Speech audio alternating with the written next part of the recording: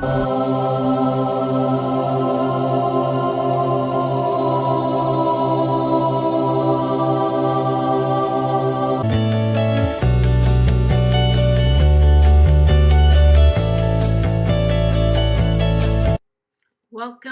to Sonia's podcast.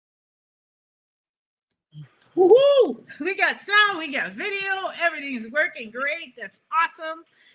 And welcome, everybody. Each year, I select a topic to explore and I do some research and I present on the team. And the topic for the podcast in 2026 is to invite friends and students of mine whose lives were changed by learning to use their other abilities and to develop their spiritual side. And I wanted to normalize the experience so you guys know that it's not just me. And make the people feel that they can come forward and share their own stories. So we're live on Instagram, Facebook, YouTube. Please say hi, post your comments. We always love to hear the questions you guys got. Don't be shy. And the idea of this is that hopefully it keeps on keeps your life to be on the lighter and brighter side and encourage you to be hopeful that things can change for you and things can get better. And, learn more about how different classes or different trajectory or journey of the soul as taking other people other than me. And tonight I am pleased to introduce Kyla. Kyla was born in a small town in Ontario, where her mom's family has been for generations. And her mom was an entrepreneur and her dad was a laborer. Now, she's always been interested in the occult, but was strongly discouraged. So we're going to talk about that tonight. And then she started as a hairdresser and she figured out that's not for me. But the few hints kind of sprinkled in when her mom started getting sick and she started looking for alternative treatments to help her. And eventually, she was able to pass her mom to the other side. So I want to talk about that too tonight. And when her husband got sick much later in 2020, that started, I guess, she then started to look for healing ways for him because he wasn't getting any help in the normal pathways of medicine. So, but one of the things that Kyla is going to talk to us tonight about is that she learned that not everyone is authentic, not everybody is real, and not all the information is true. And you need to develop your abilities and discernment in order to, not believe everything you read or, hear. So she's a Reiki practitioner. She's also got, she got tarots and Akashic Record and some witchcraft classes. And she's here today to talk about that personal journey. Welcome, Kyla. Hey, thanks for having me. It's a mouthful. Yeah, and that was the short condensed version. We didn't even get into pet training or like the dog training and all that stuff. It's been a crazy ride. So we've already got people listening. Hello, sons. There's Marchford Production. That's Dawn. Hi, Dawn. And so hello, everybody. Welcome. And hi, Selena. And I'm not sure who's me, but hi, me. Jason. It's Jason.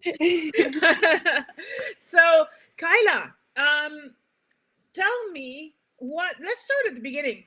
You were interested in the occult and it was strongly discouraged. So how did you get interested? How were you curious? If it wasn't encouraged in your home, how did that, kind of arrive for you? It started like some friends, like we'd go and read horoscopes. Like they would post horoscopes every day by noon, and so that was kind of the ritual. We'd go check things out, and it's like, hey, yeah, there's a lot of stuff that's lining up with Libra, and that's kind of cool. And I wanted to watch X-Files because that was very big back in the day, and I wasn't that was big. I wasn't allowed to watch that. Oh, you weren't? No, I wasn't. As long as I sneaked out of my bedroom, which was right across from my parents' bedroom, and I made it all the way down the hall without them saying, "Go back to bed." I could, turn the TV and I would watch the TV with an angle because I had to have the volume so low. The only way I could hear what they were saying was at my face really close to the screen. But I could do Star Trek that way. I could do Mulder that way. I could do, Yeah, anything sci-fi was far-fetched, and I wasn't allowed to watch it. So I don't know your family. So is it that they were like really religious or? They weren't religious, but they acted like it. Okay. My grandfather, and I think how that stemmed. My grandfather, his family was actually a Jehovah's Witness, Okay. and he was the black sheep. He stepped away, and but a lot of the practices and attitudes and whatnot, I'm very sure that's where a lot of that came from. So Because do you celebrate your birthday? yes, yeah, oh yeah, my mom, like my grandpa walked away from it completely. Okay. He was the initial black sheep. I guess I'm carrying on tradition, you know. Right. And as far as my mom goes, she was about every holiday. Like she made everything. Like Christmas was, she'd go out and she'd get presents for everybody. And like even like the UPS guy, I ran into him years later, and he was like after she passed, and oh, you're Letha's daughter. She was the only one to ever get me anything on my route, and she got me Calgary Flames because she cared that much. So Wow.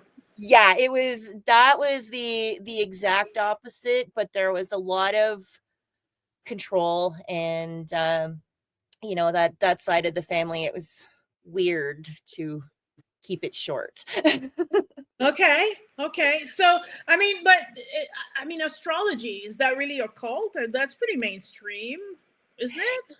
Yeah, and and honestly, I don't know a whole lot about it. I just know that I'm a Libra. Like that's pretty much it. But it was the thing, you know.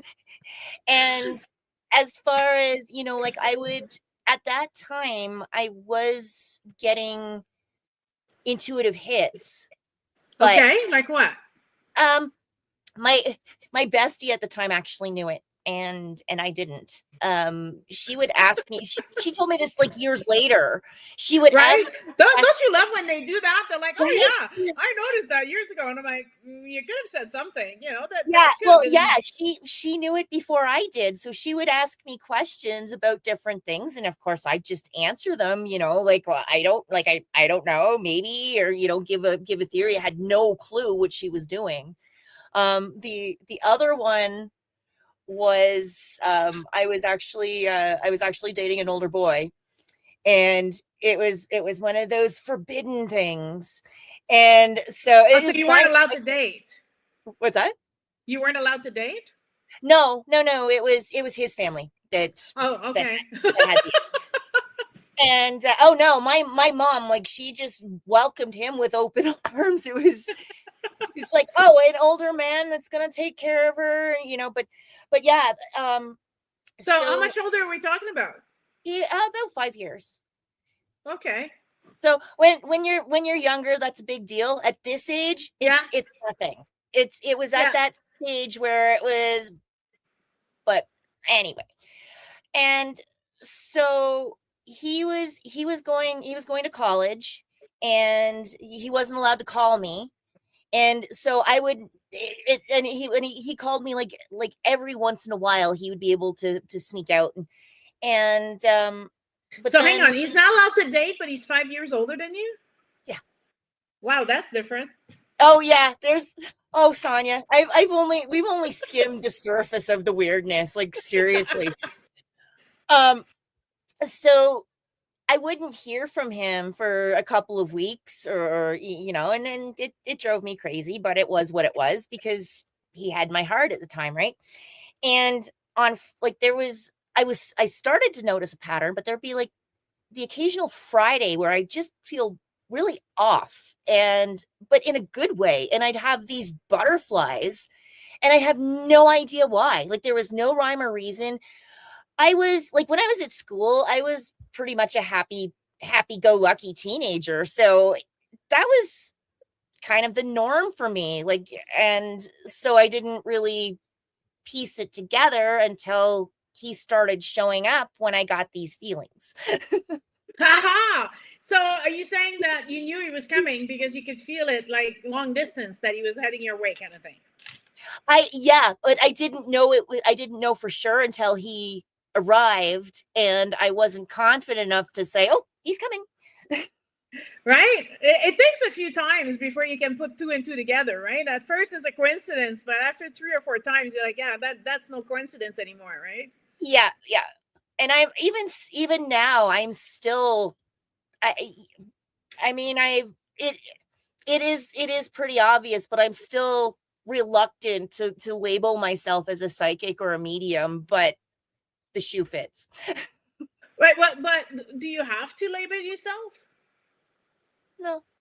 Right? I mean, you have these intuitions, you have these things happening, and technically everybody has these abilities.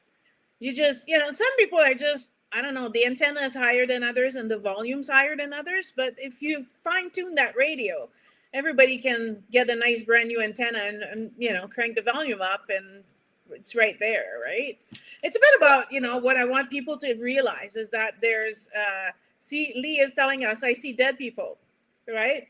I could see my grandma. I was 4, and to me they're very much alive people, right? They may not have a physical body, but they're very alive to me. So I wasn't scared of that. But then maybe you catch this show on TV, and now you're spooked that you see these things, because you're like, oh my god, they're ghosts, and I should be afraid because that's what the TV is telling you. And that transforms your entire experience, right, of how you're going to handle what's going on with you. So you were saying that your memory is not normal. Now, what do you mean by that? This is what I've been told. It's perfectly normal to me. I don't know what everybody else is. Yeah, and that's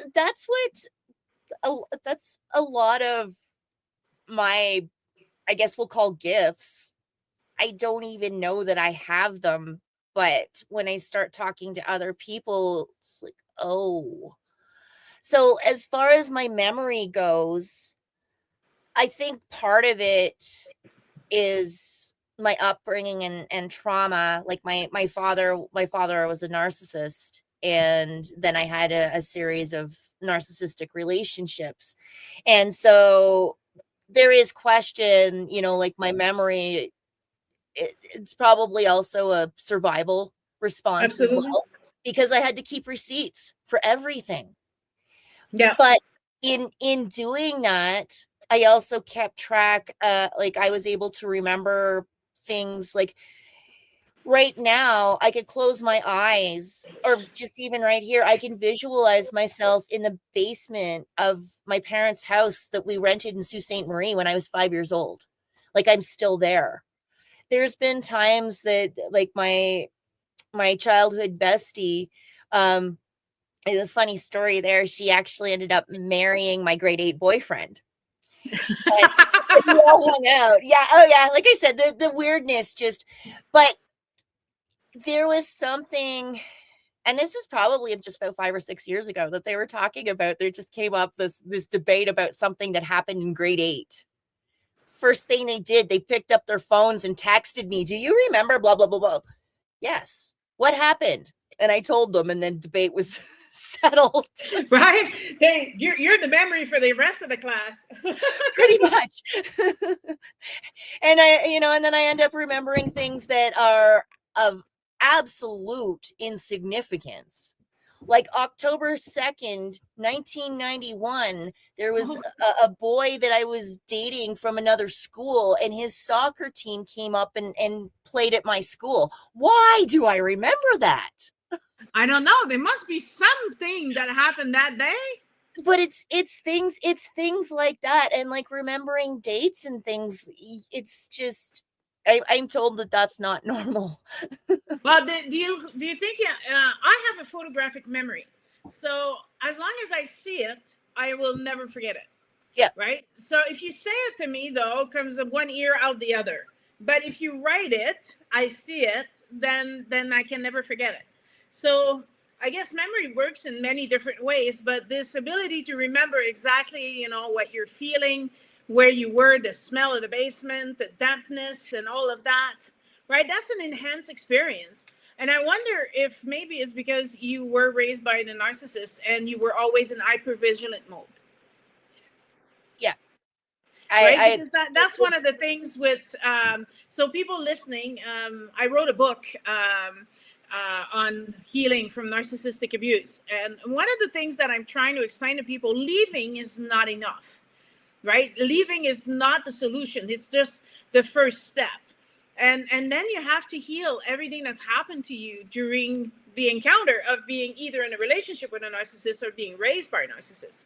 And one of the things is because you never know what they're going to do. They're always going to blame you for everything, and you got to take responsibility for everything. So you're trying to not, make ripples in the water so that you don't get blamed for anything. And that leads to hypervigilance. And I think that might have developed your hyper memory. Yes. Well, and I kind of wonder, like, when, as you're mentioning that, a lot of superheroes, their powers kick in after extreme circumstances. I think, right? If you're raised by a narcissist, or you're surrounded by them, like through childhood or whatever, you have to develop these superpowers, but they don't look like superpowers at the time. It looks like survival, but other people are like, wow. And I'm like, yeah, I just call that Tuesday. Right. So Lee is saying, Kyla, you're an empath. And I think, honestly, I know that narcissistic people are attracted to empaths because empaths have a way to really cater to all their needs before they even ask for it. And because they don't, they love that about us. But I think that they also, having a parent that was a narcissist, trains us to be empaths. I think empath is clear empath, right, is the same thing for me as clairaudience and clairvoyance. They're just the same. They're part of all these same gifts that we have, that a spirit inside of a human body can use to make sense of their experience as human on earth. So and empath is, on my books, one of those gifts, to be able to feel what the other person feeling and respond to their need without them having to voice it or ask for it. What do you think? It's a blessing and a curse. Because there's also the part where you feel so deeply that when somebody, like, well, it's been my experience, and I have a feeling that a lot of people can relate to this, is that when somebody comes to you and just wants to vent, boom, you're in fix it mode. Even though they didn't ask you to be, it's just the way it's been. I've actually just recently discovered this about myself. I really don't know how great of a listener I am, because I hear the problem and it's like, oh no, a loved one's in trouble. What shall I do? Even though it's not fix it, and they didn't ask me to fix it, but then I fix it, and then they get frustrated with me. And yeah, in my family, because my mother was the narcissist, in my family, that's something. When I started conversation with my brothers, I've learned to begin the conversation with, I am not looking for you to fix it. I'm not looking for solution. I just need to talk about my emotions that are inside of me right now. You don't need to fix anything. You just need to go, I hear you. Yes. Okay. I said, can we do that? And then they take a deep breath and they sit back down, and you can see they struggle with it, right? Because they want to fix it. And I'm like, I don't need fixing right now. Right now, I just need a sounding board. I need to talk to somebody about how this feels, because I can't quite figure out how this feels. So I need to talk about my feelings to figure them out, because that's also a thing you can't do with a narcissist, right? You're not allowed your own feelings. And so it's a whole process of learning to identify your feelings.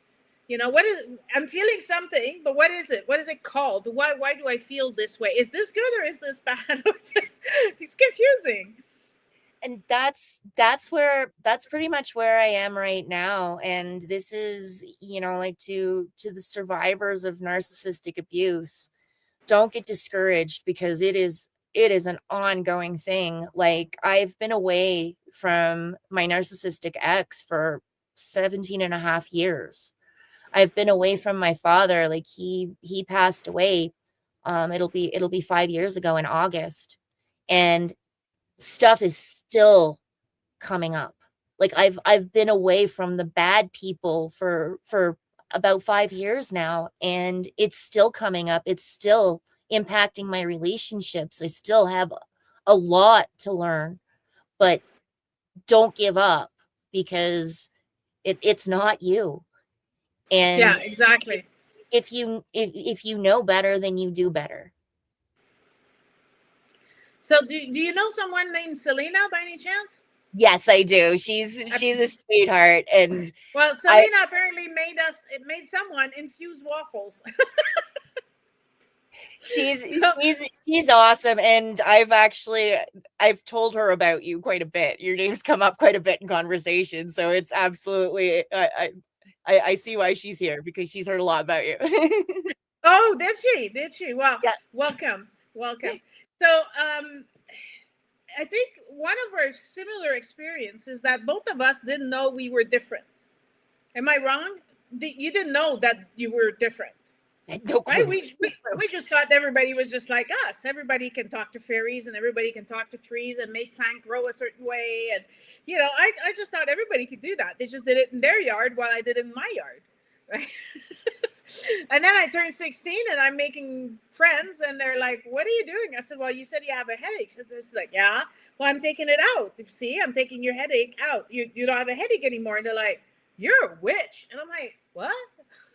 I'm like, what do you mean? What are you talking about? I'm no witch. Apparently I've been building altars and like my whole life, and I had no idea until I took the witchcraft course. Okay, so now you're gonna have to plain mansplaining this to everybody listening, because they might not know what altars are. So go ahead, give us the full explanation, Kyla, from beginning to end. And actually, I had no idea either, and I was doing it.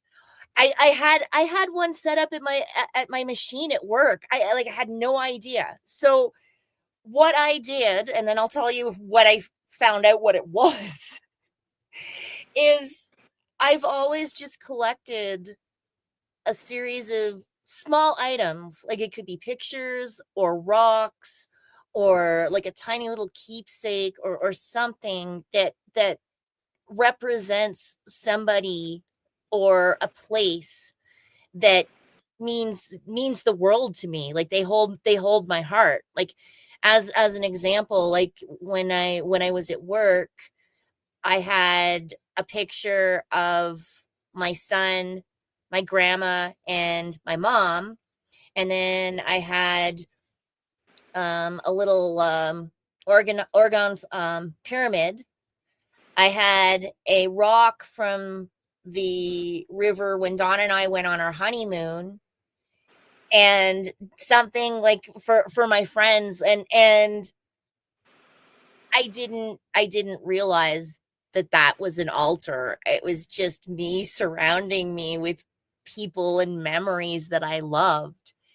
And so that's my understanding. It's just a little sacred space that you create, and you just put keepsakes or collectibles or just the things that mean the most to you.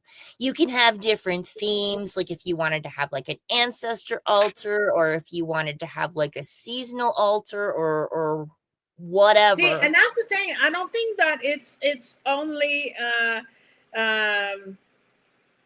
it's not just witchcraft. It's the Buddhism you have your ancestor altar, right? So everyone has like their tablet kind of thing.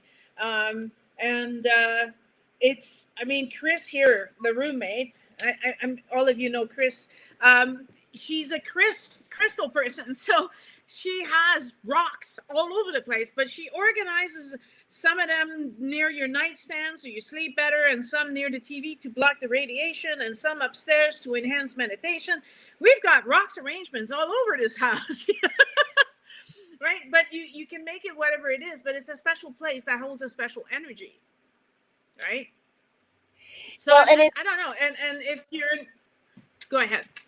Well, no, I was going to say, like in regards to witchcraft. So I took that course out of curiosity. Half the stuff that we do is considered witchcraft. Seriously? I found okay, give me an example. I'm curious. Give me an example. Crystals. Crystals are apparently witchcraft. tinctures, Okay. natural medicine, the stuff that you're focusing on right now, apparently that's witchcraft. Even cooking is, I was like, what? Like, okay. I definitely, like, I took this course. I don't label myself as a witch, but apparently I practice a lot of the ways, and it's not even, and the way that course that I took, it wasn't even about Wicca. It was just answering questions about witchcraft in general. And when it comes down to it, at the end of the day, if you're living a natural life, you're out hugging trees and appreciating nature, and yeah, exactly, like doing everything that you can to respect it, honor it, live in balance with it. Apparently that's witchcraft. Oh, wow, I am such a witch, and someone in Duncan in the island of Victoria right now is so happy that I'm saying this out loud. I'm a witch, my friends, because I remember in a past life I used to dry herbs, and I used to make tinctures and creams and things like that. Now I can't do that for the public because I'm not certified in Canada to do herbology. However, for my friends and family, there's no restrictions there, and I can heal people. I can heal their discomfort and their pain, and they're like, "How do you know?" I said, "I don't know. It's like a book on a library, but the book's inside my head, and I just gotta, or a file on your computer, and you bring up the file, you read the file, and it's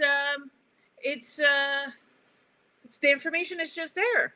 So a lot of people are agreeing with witches smoke great herbs. That wouldn't be me, but and so okay, so in that, what did you take a witchcraft course? I'm curious. What's that? Why did you select to take the witchcraft Why? course? What draw you to that? I was curious. It was just out of sheer curiosity. Then she bundled, like, it was bundling like a bunch of, like, a series of things. Like, she also included tarot as well, and it Okay. was, and she was a guest on Dawn's show. She offered me a reduced rate, basically, so I could talk about my experience, and she wanted me to have it. And so it's like, yeah, the opportunity's here. I want to find out about it, because I was starting to see more and more about spells. And I was I gonna was, say, aren't spells affirmation? well, they are, and but it's all about how you use it. And that was the thing that I was curious about, because yes, exactly, it is affirmations. And there's just different um words, actions, tools, for a lack of better word. I mean, maybe that is the right word. Like a series of things for a spell. And so that was part of my curiosity as well, was in regards to that, because at that point I was learning about natural law, and like So when free you say will. natural law, you're talking like the law of karma, the law of the universe, those kind of Yeah, like laws. the hermetic principles, and like the seven hermetic principles. Like, I was learning about that, and free will and sovereignty. Like, it was just all a bunch of things happening all at once. And so I wanted to find out more, because I kind of felt, like, in regards to manifestation, I was on the fence with spells, because there's the divine plan, and like, there's wanting things and all of that, but there's also forcing it. Right. And I've seen, and so that's part of the reason why I was asking the questions, is because I've seen people, and I've even experienced it in my own life, where they wanted something and they went after it, and it's like the universe was actually trying to protect them from preventing, like there were blocks. Mm-hmm. And I My see. experience is that unless the creator agrees with it, it ain't gonna happen. No matter how much you're spelling or whatever it is you're doing. So as long Yeah, as your objective is aligned with the divine and everything is for the good for everyone, and then you're gonna leave it's gonna make the world a better place than it was 5 minutes ago. Then it works. So yeah, Lee is asking you. There are white witches. Are they white witches? there are. And we didn't get a whole lot into the different types of witches, but the white witches, they're from my understanding, and I could be wrong, this is just my takeaway, is that they're the ones that are more, they're the benevolent. So if you were trying to align something, and you wanted to go to somebody to do spell work, and it was positive, like, say, like, you wanted to manifest some money to help your mom buy a car or something, like, just pulling that out of the, you could go to a white witch, and So then, would you think that Florence Scovel Shinn was a white witch? I don't think so. And yet, this woman wrote 4 books on affirmation to Yeah, manifest things into the third dimension, yeah, right? yeah. So, That and is literally what she wrote everything about. She's like, if you have to change the way you think and the way you feel. If you yes, say I want money and the money doesn't come, it's because inside of you don't think you deserve that money, or you don't, you won't get that money because you're not good enough for the money. But yeah, you know, yeah, but yeah, and anybody who wants, that's one of the books that I recommend. So it's on your list of books on your thing that you sent me to prep for this evening. And I was wondering, did I give you Florence, or did you find Florence on your own? I found Florence on my own. Yeah, Well, and that's so cool. there is a high, like, you provide so much wonderful material that I am very sure that you have it in the material that I have, that she is definitely in there, and I'm sure that you have mentioned her. So I'm not going to say 100%, but the material that I found was actually on my own.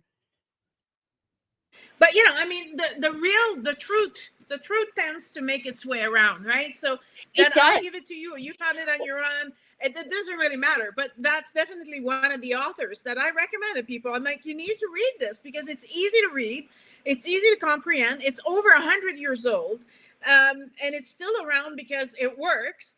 And maybe you'll finally understand that the life that you're living, you're creating it, right? And Because you're constantly thinking that I'm miserable, I'm poor, I'm broke, I'm sick, I'm tired, and then you wonder why you're all those things. But that's it's basically an intense prayer that you have going on in your head constantly by repeating these things. So you have to slap yourself silly and get yourself back on track, and the thing. And I'm you know I'm the one amongst the people that once in a while, even I need to kick myself in the butt. You're not tired. You're fine. Everything's fine. You're full of energy. Not true at the moment, but 5 minutes from now, it will be, right? well, and So Lee has another question for you. Uh, and I'm not sure if Lee is a woman or a man, but they're yeah, asking about what are warlocks, man. yeah. Um, So the course that I did, we didn't get that deep into um the labels and whatnot, but warlocks, from my understanding, are basically male man, witches. Yeah, yeah, that's also my basic understanding of it. Is a witch is the female of the warlock is the yeah. male, and Yes, yeah, that's but I just wanted to circle back to Florence Scovel Shinn again, because I don't know if you remember when you called me, when we were talking about the interview initially.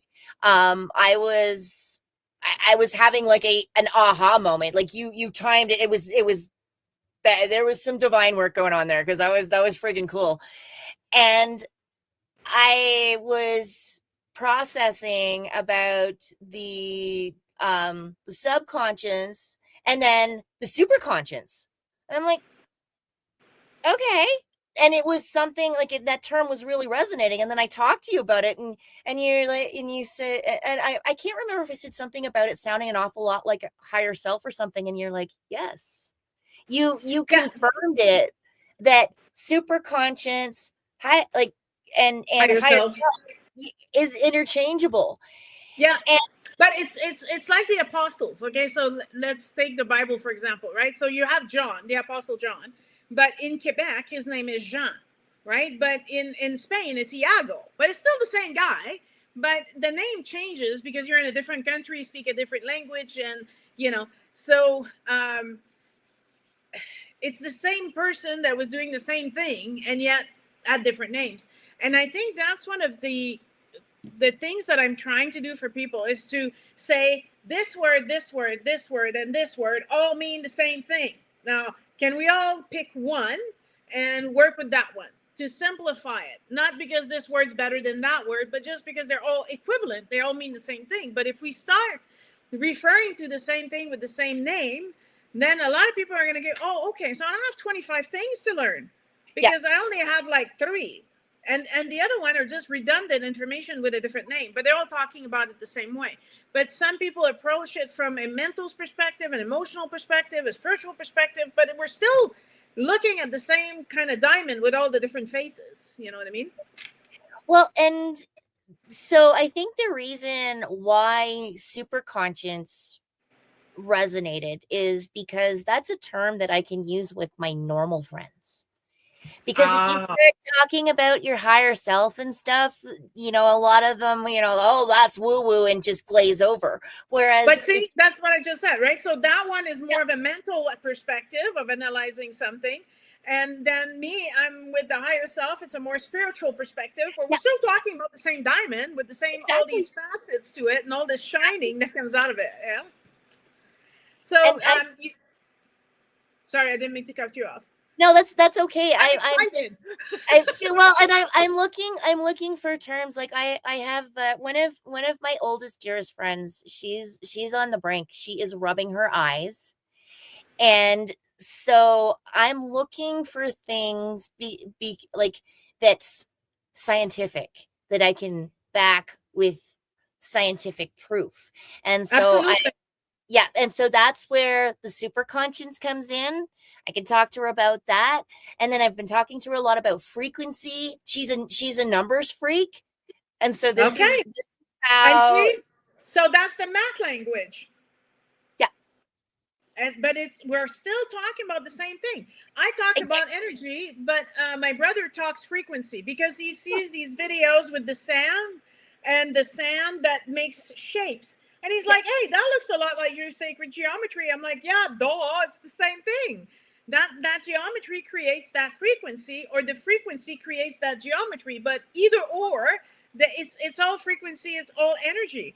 And that finally brought him to the other side. Yes.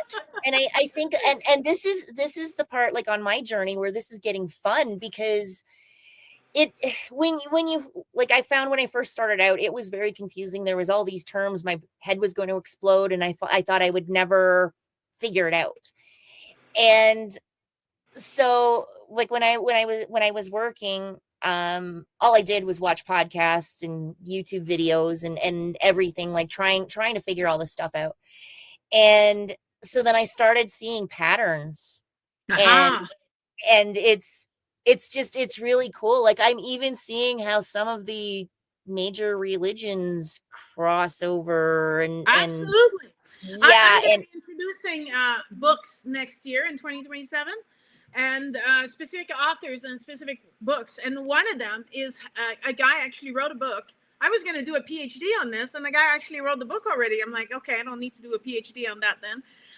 But it's about comparing all the different religions and finding that they all have the same piece of truth. They all have the creation myth is the same all across. The flood is the same all across, right? And he's found all these all across kind of belief in all the different religious system on Earth. So this is fascinating. Now, Don is saying quantum physics is where the science of spirituality is written. my friend, you write so beautifully and so true. Did you know that Einstein was more spiritual than anybody else I've ever met? If you read Einstein's theory, and instead of putting the math hat on to prove these theories, and you put the spiritual hat on, you're like, my gosh, he's talking about this, he's talking about that, and oh, look at that. It's amazing. Well, I'm gonna have to do that. I'm gonna have to go have some look-sees with different eyes. Yes, and that's the thing. I'm working with a group of people. I teach an online class, and in the online class, they have to discover their soul group. So everybody is part of 12 different soul groups, and that if you figure out what your soul group is, then you're better aligning your work with your soul group, and then everything flows really, really easy. And then all of a sudden I went like, wait, there's 12 groups, there was 12 apostles. Oh my God. So now I have to go back and match the apostle to each of the soul group. And I'm like, that's why he said, you follow me, because you have Jesus can see your color of your aura. And he's like, I need a pink and I need a blue and I need a green, and you come over and I need you here. And it's like, it was these big ha moments that I have recently in the books that I'm writing. And I'm just like, oh my God, oh my God, oh my God. I got it. So yeah, that's me lately. That's awesome. That is so awesome. So I want to know, I don't know who Ellen Downs is. So what's so special about Ellen Downs? Yes, Helen. She's an author, and she's from Australia, and she's actually she's branched out. She's also an artist. She's an amazing person. So we now, is that someone you know? Yes, yeah. It was so funny how it happened, or was it? We crossed paths. We were watching. There was a woman, and I can't even remember who it was because we've both evolved since. But it was just she made a comment, I made a comment, and I can't remember who reached out to who, but we just ended up talking, and I found out that she'd written a book, and like after the fact, and she's actually so I'll talk about her book, but she's done work for Dr. Richard Allen Miller. Okay. He's the man that they based X-Files on, Fox Mulder. She worked with him as well, so she's done a lot of cool stuff. And her book, it's called A Handful of Seeds. I might actually, but anyway, highly recommend it, because she talks about different things from a neutral standpoint. Like she explains orbs. I think Don's actually going to grab it. And like basically what people would call woo woo. There's a lot of woo woo, darling. Woo woo is a thing. Yeah, and so, but she does it from a fact. Like, no, she's not trying to convince anybody of anything. Like, it's like skeptics, whatever, like she just explains it. And it was one of the first books that I got that kind of reeled things in for me and answered a lot of questions that I had, but you don't know who, like when you're just starting out, a lot of times you don't know who to ask. And so this book really, really explained a lot of things in that respect. And I highly recommend it to anybody that's just starting out on their spiritual journey. Yeah.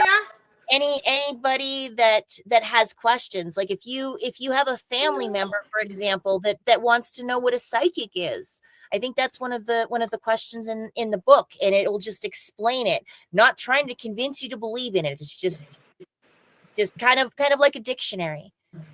Well, And I'm just gonna say to Big Daddy Drew, it's a Wednesday show because it's my show and she's my guest on my show, and my shows are on Wednesdays. Just in case you sound a little confused, why is it on Wednesday?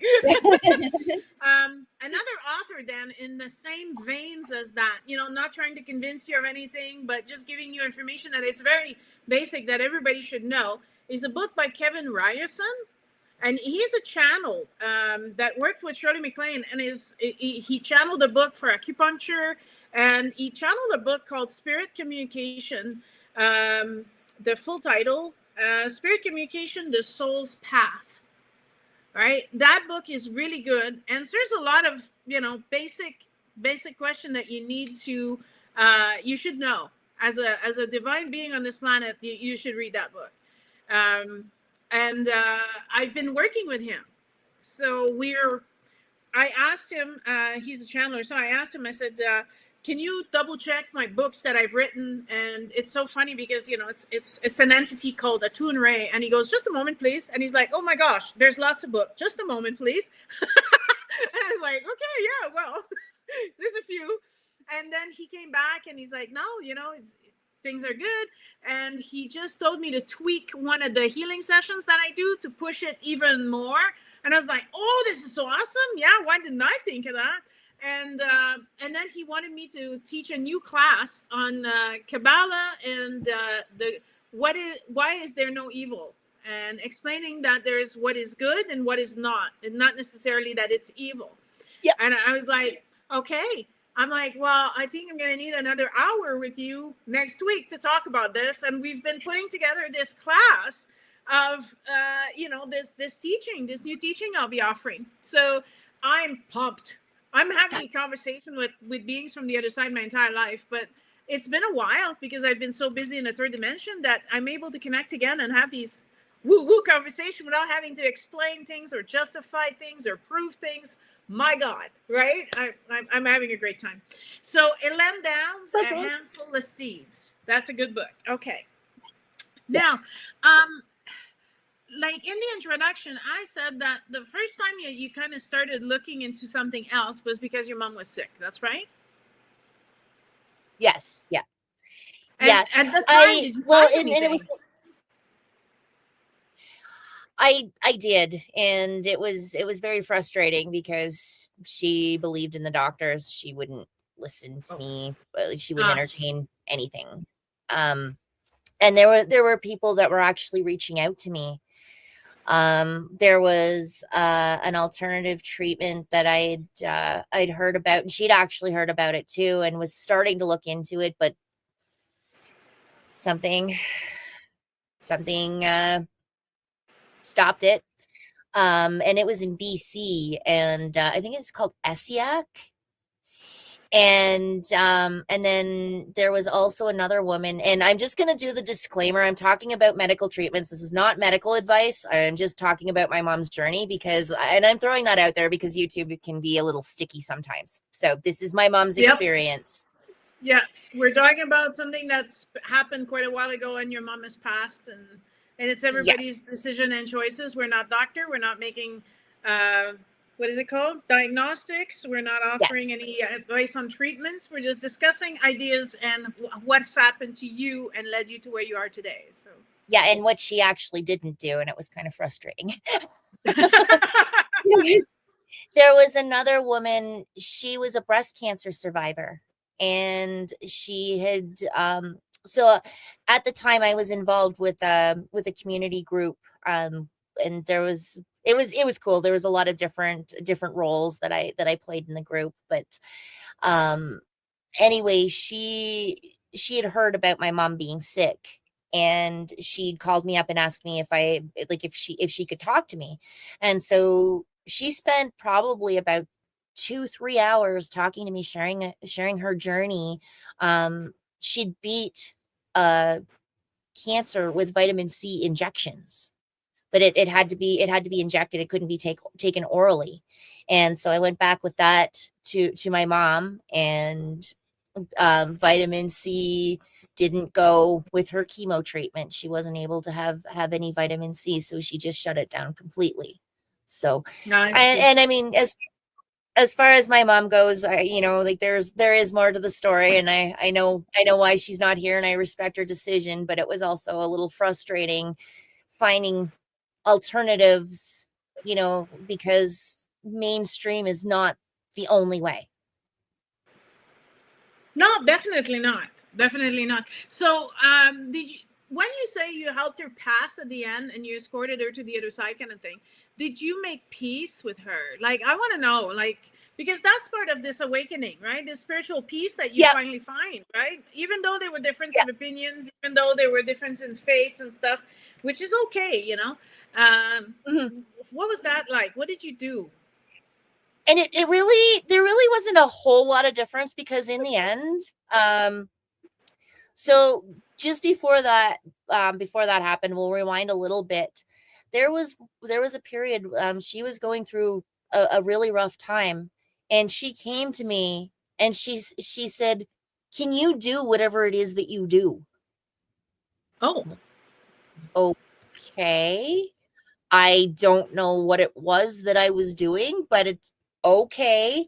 And at the time, I was meditating, I was learning about, like Abraham Hicks. Like, this was, I wouldn't even call myself awake yet. But she asked me to do whatever it is that I did. I'm like, okay, and apparently I did it. And so then, yeah, so the day the day of that morning, the doctor told me, she probably had about 6 to 8 weeks, and just to basically brace myself. And anyway, there was something, we ended up getting into an argument about something. And I saw something, I saw a sign, and she said, she said, you read too much into things. And at that point, I was so exhausted. I had been sleeping in a chair beside her bed for about a month at that point. Like, that was life. I looked at her, I put my hands on my hips, and I said, "There's gonna come a day when you're glad that I do."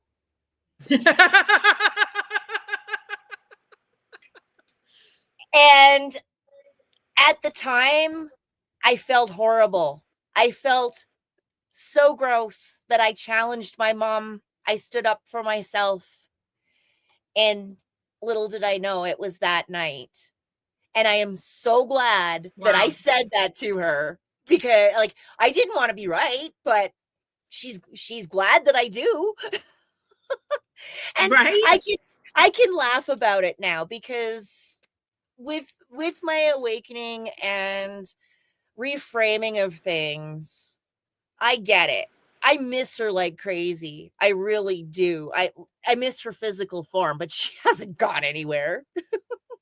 Exactly, exactly. And that's one thing that's kind of important to mention, right? That you can't force another person's awakening. You No. can't force another person to believe, right? They have to examine their own life, and what they have to do the introspection, and they have to ask the questions.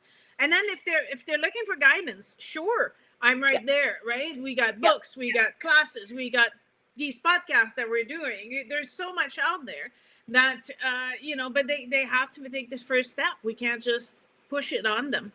Anais has joined us. Hello, Anais. It's nice to see you listening.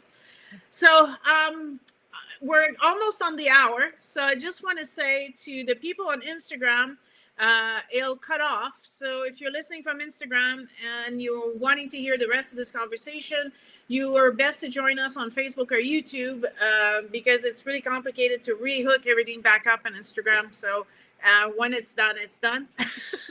So join us on Facebook and Instagram, and Facebook and YouTube, and we will be on there for another hour and a half.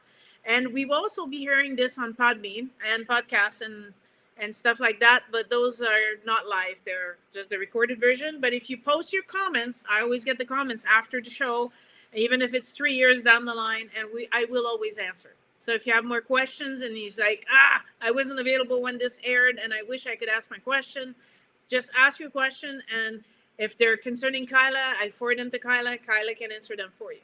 All right.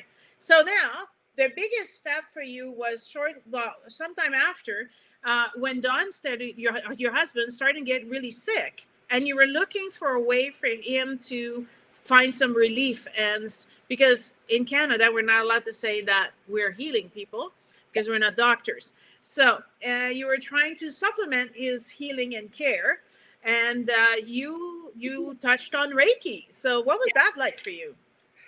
Well, that was one of the there were different modalities, but Reiki, it had actually come up in conversation years ago, and um it was a friend of my ex's. Her mom was a practitioner, and she said that she did it a little bit, but she wasn't in the frame of mind to do it. So I never actually received a session. I just heard her speak of it.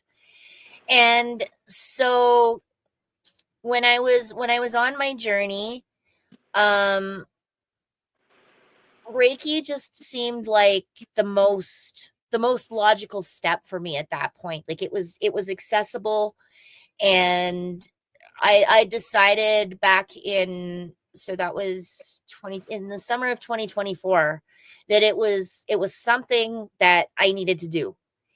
And so my birthday is in September, and there was this metaphysical fair in Drumheller. I don't know what you're talking about. Yeah. So for the viewers, it was Sonia's fair that she put on through her Redo spiritual center, and I went in with the intention of finding a Reiki teacher, and I walked around, and I met people, and I met Sonia, and I met other people, and I just was drawn right back to Sonia's table. And so yeah, and it's very true, when the student is ready, the teacher presents themselves. This is the real true story about that. And how did you find Reiki valuable to you? uh wow, that's a huge question. I could this is going to turn into an infomercial, so Well, it doesn't have to be an infomercial, but please tell us. I want to know. Because I want you to tell people about it, right? Some people have taken Reiki a long time ago. It wasn't the right teacher. They didn't feel comfortable. They didn't do anything with it. And I find that a lot of these people are coming back to me now after 20 years, and then they're taking it. Now they're doing Reiki. Now they're practicing. Now they're doing it on themselves, on their pets, on their family, on their friends. They're Reiki. People don't know what happened to you. You're so happy now. And it's like, I'm doing my Reiki meditation in the morning. I'm doing my self-healing at night. And this is great. But they need to hear it from someone else. So I've sold it enough. So you tell them about it. Well, and to the ones that have put it in your back pocket, that's perfectly fine. Just pick up where you left off, because that's the beautiful thing about it. Except for now, you've probably done some more healing and growing and expanding, so you're going to end up getting way more out of it. So for me, it blew the doors open for a lot of things. Chakras, for example. And I'm going to plug Sonia's book here. She was not asked to do that.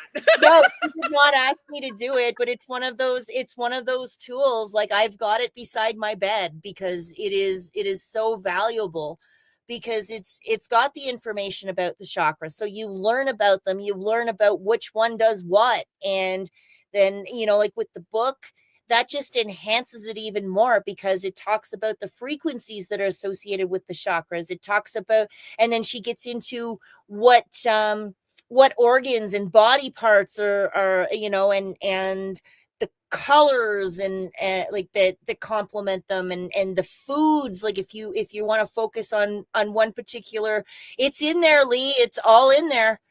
I didn't skip one. It's actually called the 13 chakra system of ancient Egypt. So there's not 7, but 13. So you get a lot more. And I gotta say, I'll toot my little horn, toot toot. That book, like she's saying, we're covering. Normally, you would have to buy a book on the crystal part, another book on the aromatherapy part, another book on food part, another book on yoga position for the chakras, and another book on mudras, and so basically, the print industry is trying to make money, so they make all these different books, making you buy 10, 12 books. I print myself, and I put all of that information inside one book. So inside of one book, you can choose. If you're into crystals, they're there. If you're into aromatherapy, it's there. If you got a crystal at home and you're like, oh, so this isn't just something pretty. I wonder what yellow jade does. Okay, well, then you can go and look up yellow jade. And then you see that by frequency, it works with 2 or 3 chakras inside your body. So, I mean, just on my desk here, I grow mushrooms that are called crystals. They're all over the place, right? I'm surrounded by them. Like this one blocks electromagnetic energy. So I have one here, and I have one right here, right? So I drank the pudding, and I ate the pudding, and I drank the Kool-Aid. Like I'm not writing a book so that I want to sell stuff. I just use it all the time, all around me. So, but it's nice to know that they serve a purpose. They're not just beautiful artifact to print, to put all over your house to make it look pretty. They have a purpose. And if you can understand the purpose, like my brother was trying aromatherapy, and he's like, it's not working. I said, what do you mean? He said, well, it's not making me sleep. I'm wide awake. And I said, well, what are you using? He says, I'm using citrus. I'm like, that's to wake you up, moron. That's not to help you fall asleep. So it's working. So it's important that when it's not that none of this stuff is not working, it's just people don't know how to use it properly. So I try to write these books as complete as I can so that, you can make those connections. So he has another question. He says, does she think people store emotion in their organs? So by she, I imagine you mean me? You, yeah. Me? Yes. Actually, you can store emotions in your pinky toe. So emotion gets stored around your heart and creating a wall. And emotion could have been trapped there from in uterus when your mother was having these emotions and you absorbed them because you were in her belly. You could have also brought emotions from a past life down with you in your backpack, and you're starting this life at a -10 rather than a neutral 0, because you have all of these emotions that you have not had the chance to deal with and store away. So that's stuff you need to clear in this life. So that's really confusing, because you're like, I've healed my life. I went through every single moment of my life where there was a trauma, where there was an anxiety, a fear, a pain, and there's still something not going right within my body. Like, what's going on? And actually came from in utero. Well, I don't remember utero and past life. Are you kidding me? Like, okay, let's empty the backpack, right? So we emptied the backpack, we shook it out, and then we were like, okay, like my most recent past life, I was a German girl called Sophia. I live in Hamburg, and I oppose Hitler's regime. And for that, I was arrested by the Gestapo. I guess Gestapo. I was tortured, and I was sent to a work camp where I was gassed because I wouldn't shut up.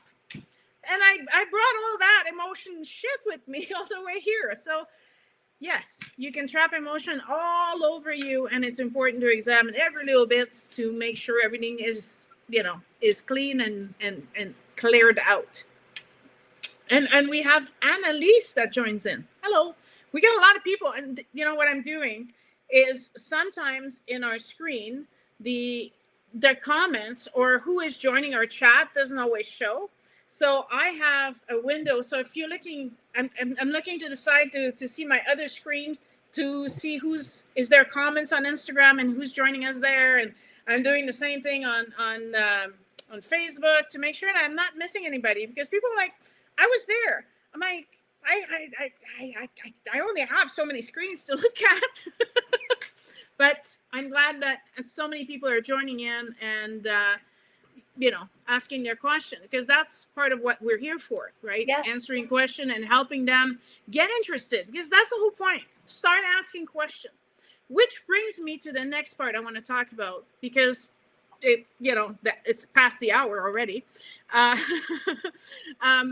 in your search, you mentioned to me that not everybody was authentic, not everybody was reliable, not all the information you read was accurate. Yep. Now, I make it my mission in this life that whenever I do a podcast, write a book, I check the information and I go on the other side and I check with them if my information is, and I'm going to blow everybody's mind that the chakras of the earth are not where people think they are. And so I'm going to be releasing a course and they're going to be in that course. But if it comes out as a book, or we can maybe do a podcast on the chakras of the planet. But after some research and measuring ley lines and confirming that the earth has shifted and so have the chakras of the earth shifted, now we're looking at different locations, right? So having the right information is really important. Otherwise, you get pulled into some scams and you get played. So Yep. I believe that you experienced that. And I would like you to share, we don't have to name names, but, share the experience on what made you realize you were being taken for a fool kind of thing. And what helped you in discerning what is good and what is not good? Well, it's a tough one, because like for me, I love everybody until they give me a reason not to, and that doesn't always work so well. So we were connected with an individual that did QHHT sessions, which is hypnosis, like a deep hypnosis, like past life regression and talking to your higher self and whatnot. And that was actually, it was that practitioner that kicked everything off for Dawn. And so and things were going well, and she wanted to put together a group of us where we were basically like meeting on a ship and traveling the universe, like while we're under. And so we did that, and like we'd meet up every couple of weeks or whatever, and there was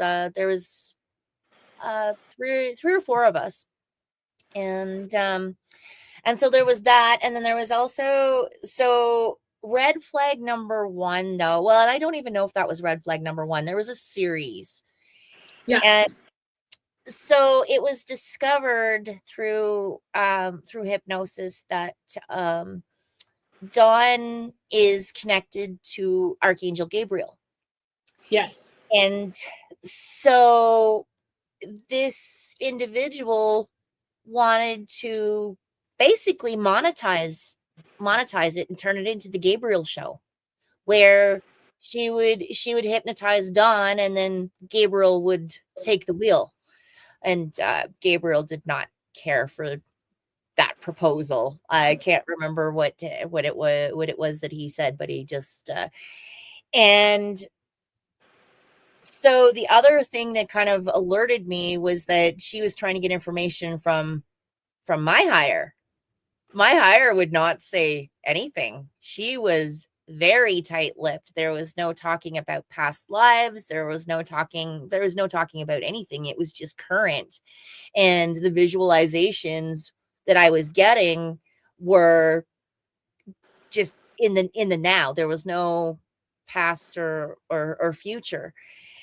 And so that was a little, I thought maybe it was just me. Well, then things were getting a little rocky because Dawn said no and didn't realize it was that rocky. And anyway, we went for a session. There was she was doing the induction, and then there was Dawn and another. I guess I'll just interrupt you for a second. Don is saying that Gabriel said it's divine guidance, not the ethereal internet. Yeah. That's my Yes. guy. Thanks, Gabe.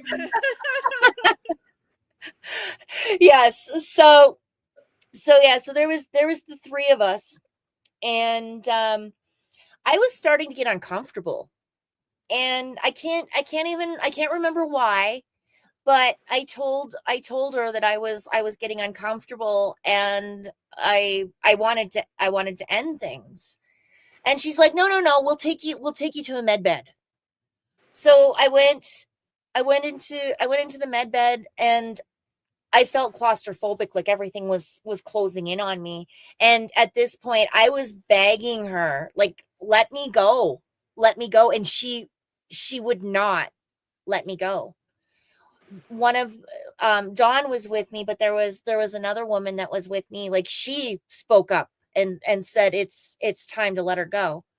And so yeah, eventually she did, and that was the end of that. But Okay, so you've worked with this person and then you've worked with me. Now, yeah, what would you say that the main difference would be? Just to, I mean, I think we all agree that if you're here tonight, it's because you trust me. yep, yeah, exactly. Oh, hang on. I want to answer Lee. And Lee is saying, was this demonic? No, it wasn't demonic. It was just someone who put Kyla under hypnosis and controlled the session, even though Kyla wanted to end the session. This person leading, the hypnotist, would not let her come back. So there was no demonic anything. It was just someone taking control of basically Kyla and trying to make Kyla do things that she didn't want to do. And that's misusing your gifts to the highest degree. There's so many things that are wrong with just what happened. And I wanted Kyla to be on the show to talk about the good stuff, but I also and I asked permission to Kyla to talk about this ahead of time, so I'm not putting her on the spot or anything. She was aware this is what I'd like to talk about tonight, because I want to tell people, if you're not comfortable, trust your inner instincts. If it doesn't feel right for you, leave. You don't have to stay. And if you paid money, well, lesson learned. Don't throw your money away to that person. Next time, pick someone else. Ask for references. Go and ask questions before you invest. Like, most of the time, I'll tell people, if you want to work with me and you don't know anything about me, go watch a few of my podcasts, read a few of my books, and then you're gonna know if I'm the right person for you. Before you invest and want to spend time with me learning and taking a class, I'm fine with it. But there's ways for you to secure your investment, that you're investing in the right thing. Because I teach so many things. Is it really Akashic Record you need? Is it mediumship you really need? Go watch the podcast on it. I explain everything. And then you can make your right decision that's right for you. So, and what happened to Kyla is her free will was taken away from her. And even though she was asking to come out of hypnosis, the person wouldn't let her. So it's a terrible abuse of power when someone does that to someone else. So it's not demonic at all. It's just someone having no ethics, really. Yeah. So what would you say is the difference? Like, having worked with me and taken classes with me, where do you see the biggest difference? Well, it's after the fact, and learning what I've learned. This individual, it's pretty clear to me that they have not done a lot of the inner work.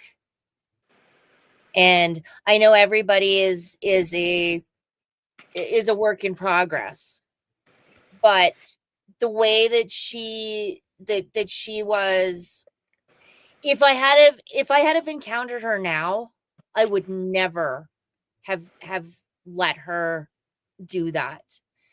There were now what I see were red flags, but because I was brand new, I didn't see them. And really, Sonia, there's no comparing. Like, you no, this is coming from the heart. There's no comparing, because you put yourself out there. You talk to people. If they're not, if they have questions, you are 100% upfront with them. And if you don't think it's going to work, you'll say it. You're not here to, like, some people don't mesh. Yep. And you know, like, you do it. You come from a place of the person's highest good. And you can see it just talking to you, like spending time with you. Somebody comes to your booth and talks to you. It's instant. And you've also done the study, and you've been very real. Like the one huge endorsement for me personally on my journey is your work in narcissism, because you already get it. And a lot of people, like, it is really one of those things with narcissists. You can't really describe it No. unless you've experienced it. And that's not minimizing anybody. It's not a club. It's not cool. But I don't think someone who has not encountered a narcissist will not understand. Yeah. That the hole that they have, and how, you know, it takes someone who's been there to really truly understand. I think that sometimes I went through things in my life so that I could finally be there for you guys and say, I know what you're talking about. I understand. Let's help you now. Right. Yeah. And you share your experiences, and you talk about your journey and how you got here. There's no oh moments, if that makes sense. Like, you just lay it all out there, and people can walk in confidently knowing who they're dealing with. That's a huge difference. Well, I want to make sure before we because it's already, there's less than 15 minutes left, so I want to make sure what time really goes by. It's just going woo. So I want you to tell us, what are your personal benefits to you in your spirituality, awakening personality and life now? Right? I mean, the awakening is always rough. Everybody has to go through this earthquake and earth-shattering moments to say, "Hey, wake up, dude! You know, you gotta get things different. You know, this isn't working anymore." But now that you've passed this big hump of a moment, now that you have discernment, now that you have Reiki, now that you have an opening and understanding of chakras, energy, and all these things, what has that done for you? Has that made your life better? And it has. I don't know if I'm still fully awake yet. I'm still, and just the last couple of weeks, there's been more happening, like more aha moments. And there'll be some of those. I mean, I just had one like 3 weeks ago. Like, yeah, and it's getting fun. It's getting a lot of fun. It's, you know, like, I have a lot more confidence now. Mm-hmm. And I'm on a mission, you know, because of having been raised by a narcissist, and then being surrounded by my maternal family members. It's weird, but you would swear that my father was part of that family, because he was more like them than what my mom was. But the most important thing for me that I'm finding is doing the work and healing the trauma. And I'm just starting to realize, you know, like, you hear all of these things, you know, like they say about trauma being stored in your body, and do the inner work, and all of this stuff. And it's not a secret. But for me, I'm at the point right now where I'm starting to refine things. And that's where a lot of the traumas are resurfacing. But because of the awakening, because of, you know, like the reading that I'm doing, and you know, like because of the Reiki journey that I've been on and all these things, it's opened my mind up to ask different questions and look at things differently. And And there so it is. I was actually able to, I've had two huge breakthroughs in the last little bit. I was able to identify projection, and something that's been going on for about like over 20 years. I was able to pinpoint the moment when when that trauma got installed, and Mm-hmm. how it's gone from there. And then there's just been little things, because I've been looking at it harder. And in doing that, though, that has it's increasing my manifestation. For example, it's Absolutely. it's increasing my intuition. Like it's Absolutely. things are getting even more unlocked. Absolutely. The more you release all of that stuff, the more you unlocking part of yourself that were locked behind that shit, right? Now you Yeah, get rid of the shit, you unlock the thing, and poof, you have access to these things, more power, more juice, more creativity, more inspiration, more intuition. Ah, totally. Totally. Absolutely. So now, do you have a particular message that you want to give our listeners?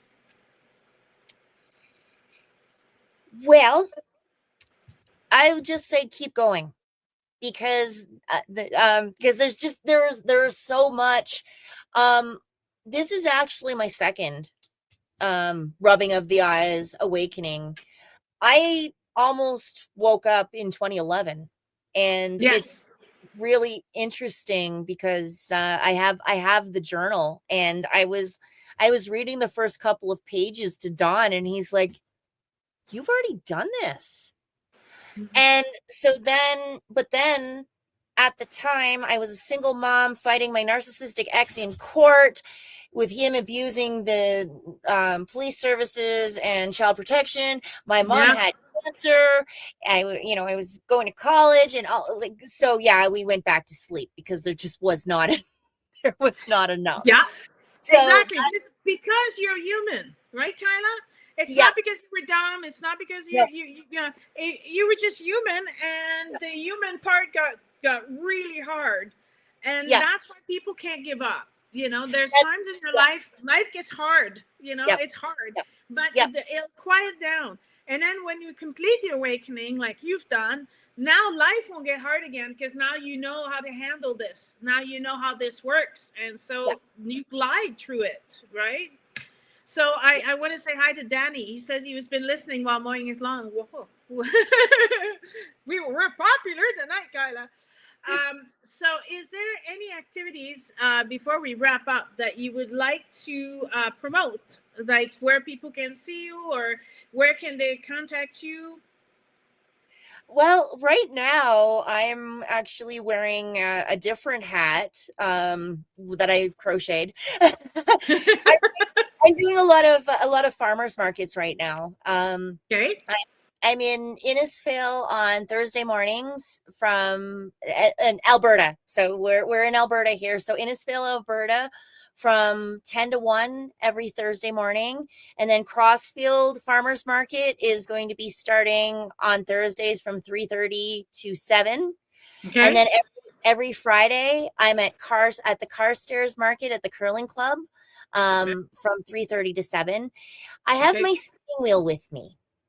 So if anybody's curious about spinning yarn, and even that could be like a whole other show, Sonia, because I haven't even had the opportunity to nerd out about all of that. But No, we did not. We're almost wrapping up. So but that that's where I am these days. I'm focusing on the farmers markets and building community. sounds good. But what if someone wants a Reiki from you? Can you go over to their house? Can they come over to you? Is there a way that you can manifest that? I'm not I haven't really been doing a whole lot of sessions, but if somebody's interested, right now I'm still gathering people. So it's just a matter, send me an email, reach out on Facebook. I'm definitely open to it. Okay, well, I posted your Facebook link on Facebook and Instagram, and I'll put it on but not Instagram. Why do I keep saying Instagram? Anyway, I'm sharing it on Instagram now. So they want to get a hold of you, they'll be able to get a hold of you there. Yeah. Now, did we cover everything I wanted to cover for you? Is there anything we just got like less than 5 minutes? There was so much. Yeah, and you know, I just want to say quickly in there that there's the Canadian Gem Show in Drumheller for the next 4 days, starting tomorrow, 10 to 8, and I'll be there.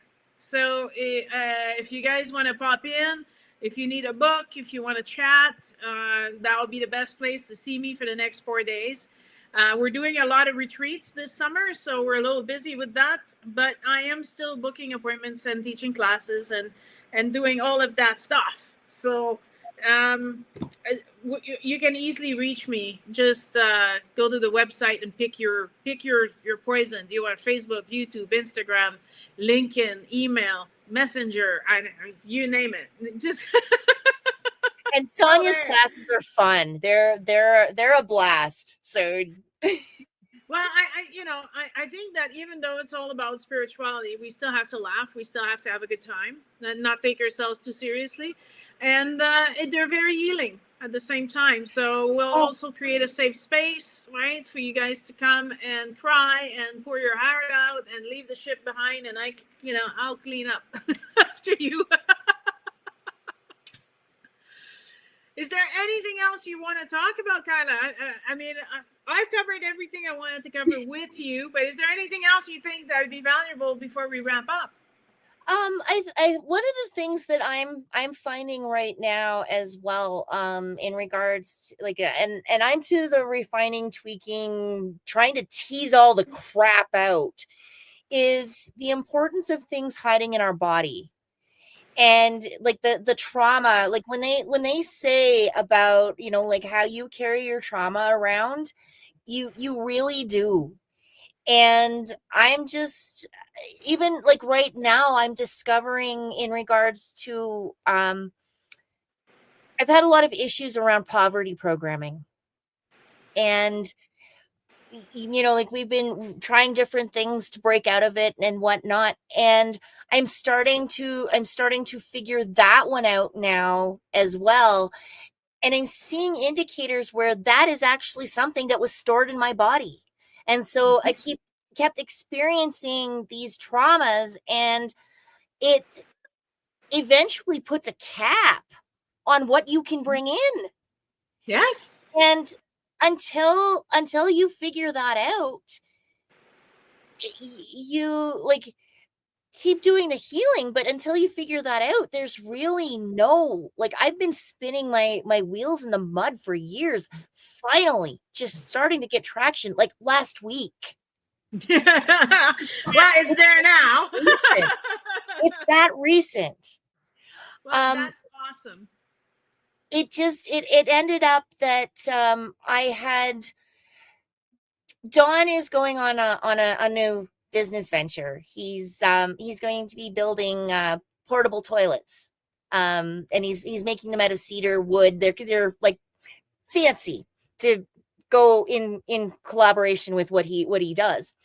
And anyway, his business partner was saying that they needed $200 in order to finish the first project.